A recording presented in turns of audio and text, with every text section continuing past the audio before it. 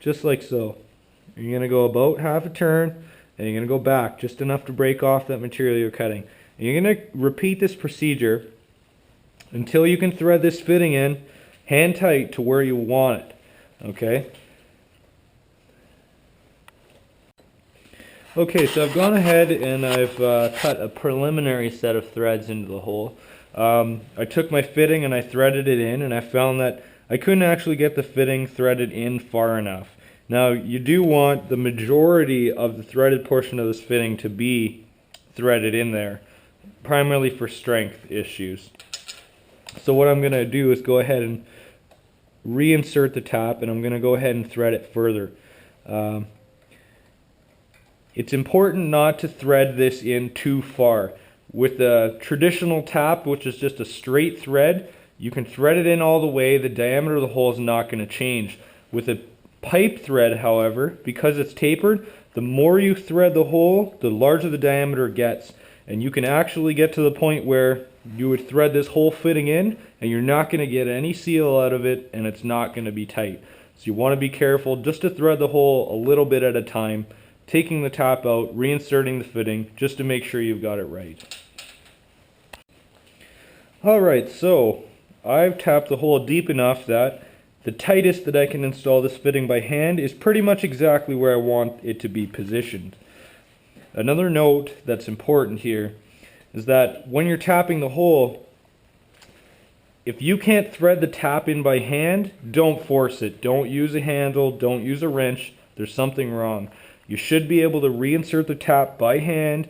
You should be able to thread this fitting in by hand without any problems. If you can't thread it in by hand, you've done something wrong. Don't get a wrench and force it. That's only going to make things worse. So, I know that the fitting's in deep enough by hand. Now I'm going to go on to tap my second hole, because this one is good. It's where I want it to be. Before I do the final installation of this fitting, I'm going to go ahead and get some liquid pipe thread sealant and install it on that fitting, just as a precautionary measure, kind of a backup. You know, you want this to be reliable. If you're anything like me, you may be riding out where it's remote, and you know, the last thing you need is an oil leak. So because this is the lube system of your bike, it's very important that this installation be done properly and that there's no leaks when you're done. Alright, so I'm going to go ahead and show you while I'm tapping the second hole, just so you get the right idea. Basically, my threads have already started. So basically you're going to cut roughly half a turn, and then you're going to back it off to break that chip off. And you're going to keep going and cutting more thread, half a turn, and you're going to go back about half a turn. You're going to keep repeating that, like so.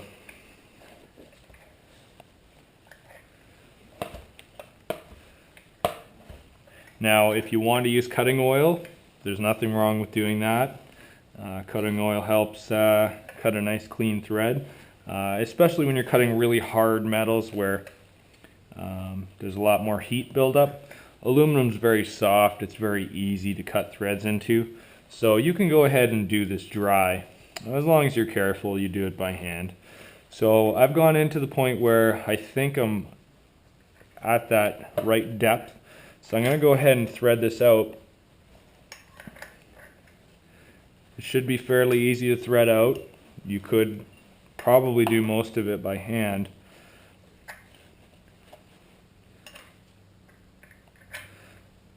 If you don't have this adapter and you just have a regular tap handle, you're probably going to be forced to remove the rad just to get more room. But with this setup, you can cut threads in very limited space. As a last resort, you can even use a socket directly on the tap. However, I wouldn't recommend this unless you have experience doing it.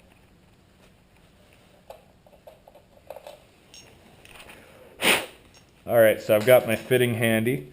I'm going to go ahead and thread it in by hand. Don't use a wrench. It should go in by hand nice and easy. If you can't get it in by hand, something's definitely wrong. That's typically how you screw up threads, is when it won't go, you use a wrench and you thread it in, and next thing you know, it's cross-threaded, and that's difficult to repair. So, I've threaded it in by hand, as tight as I can go.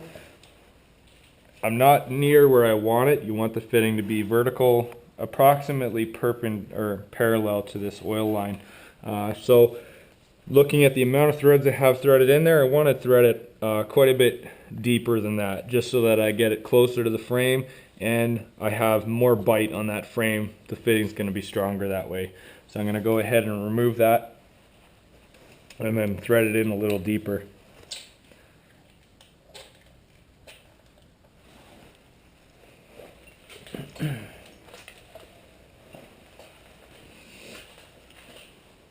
Again, as I had mentioned, you want to make sure you thread this in by hand.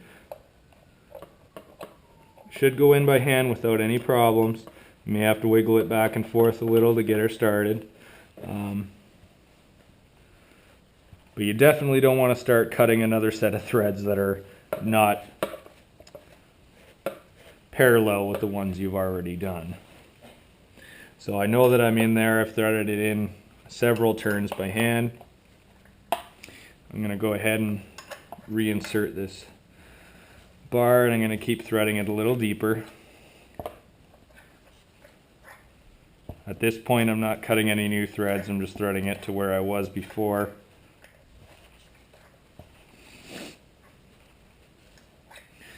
You'll feel the resistance as soon as you start cutting new threads. So I'm going to go about half a turn and then back it off. Half a turn, back it off. If you go less than half a turn, it's no big deal. You're better to be conservative. You're going to see the majority of the material falls inside the tap and then falls outside of the bike. So I've got probably 3/4 of the tap in the frame now, so I'm going to go ahead and take that out, and I think that's about as deep as I want it to be. I'm confident I've got a nice solid set of threads in there, and as you can see, I can thread the tap out by hand pretty much the whole way. The majority of the shavings end up inside of the tap, as you can see. Every time you reinsert it, it's a good idea to blow all those shavings off before you go in there and cut new threads. Just minimizes all the shavings you may get inside the frame.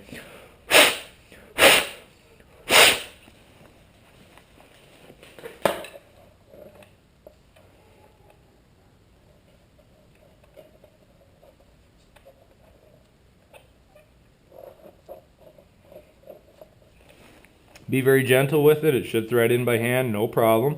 So as you can see now, when my fitting starts to tighten up, I'm a lot closer to where I want to be. As tight as I can be, hand tight right now, I'm about 3/4 of a turn out from where I want it. So this is good because I'm going to be using some pipe sealant. If I put a wrench on this and tighten it up another 3/4 turn, I can be more than confident that's going to seal and it's going to be where I want it to be. I'm not in there too deep. I still have 2 or 3 threads outside of the frame, which is good. So now my holes are threaded properly. I can put thread sealant on the fittings, thread them in to where they're supposed to be, and we can install the line. Alright, one thing that everyone should know, if you haven't used compression fittings before, it's important to know this information. When you thread the nut off of the fitting, you're going to find what they call a ferrule. In this case, Parker's dual lock ferrule has 2 ferrules. The ferrules are tapered, and when you tighten the nut down, once you have the line inserted, when you tighten it down nice and tight, these ferrules actually compress on the line. You won't actually be able to reuse them after that has been done.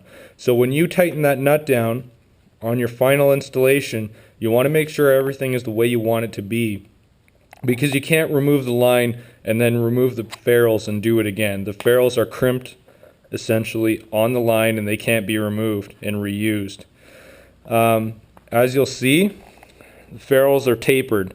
The taper goes in the direction of the fitting.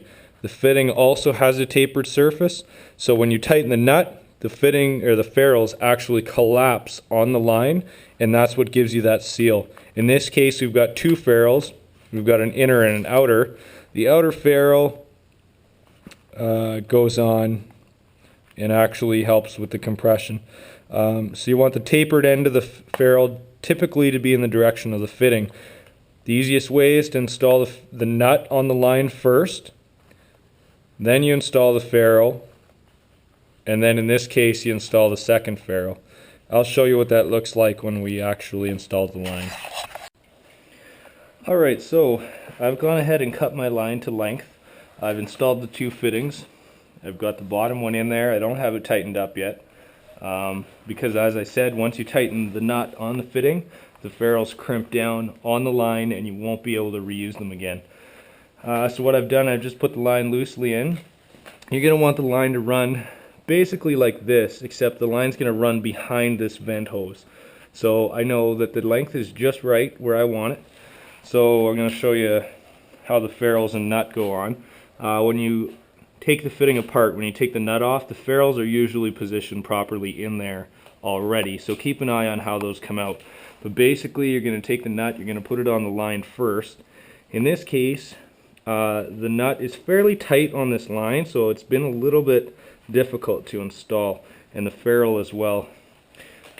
So we're going to take the first of two ferrules, which looks like this. It's got a tapered seat on it. You're going to put the flat side of this one towards the nut. Okay, so we're going to go ahead and slide that on just like that. Now what I did was I used a socket to try and push that on a little further because I was having a little bit of trouble. Sometimes these lines are manufactured within a certain tolerance that, you know, make it a little bit tighter fit. So basically there's what I have. I have the nut and I have the one ferrule on there. And I'm going to go ahead and install the second one, and I want the tapered side or the smallest side to be facing the fitting so that when you tighten the nut it compresses down on the line. So I'm going to go ahead and put that second one on there.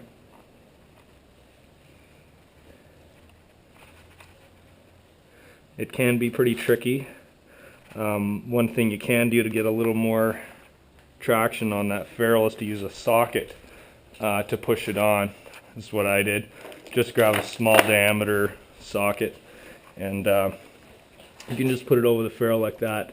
Get a little bit more hold on the line and you can push it on. So you want to push it past the end of the line because you want the line to protrude in the fitting pretty much as far as you can. When you push the line in and tighten the nut up, it will automatically kind of set the depth by itself. So I've got that exactly where I want it right now.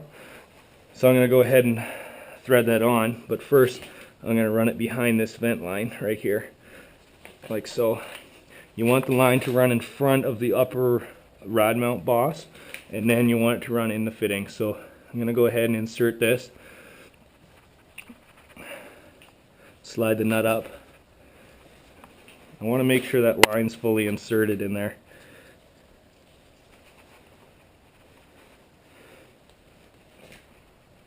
Because the ferrules were tight, it's actually going to be a little bit difficult to grab that line and push it in all the way.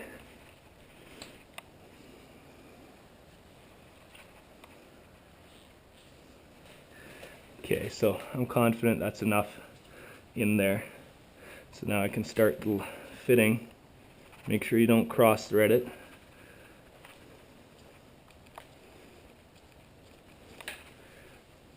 Just do it up hand tight. It should turn, you know, 1 or 2 turns or so, hand tight, and then you'll have to use the wrench to finish it off. So this is what your end product should look like, so that when your rad is actually mounted up, you've got some clearance. It looks like when my rad mounts up, I'm going to have a clearance issue here. So I may actually have to rotate this fitting a little bit forward or do something there. I might have to bend this tab on the rad out a little bit just so that this doesn't rub. You don't want that. But up here, it's looking good. Basically now that when you have it where you want it, just tighten these nuts up to final torque.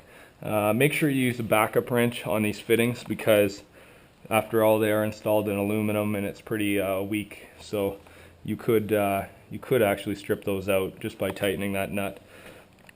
So yeah, that's pretty much it. Hopefully you enjoyed it, and good luck on your installation. Okay, so I'm going to give you a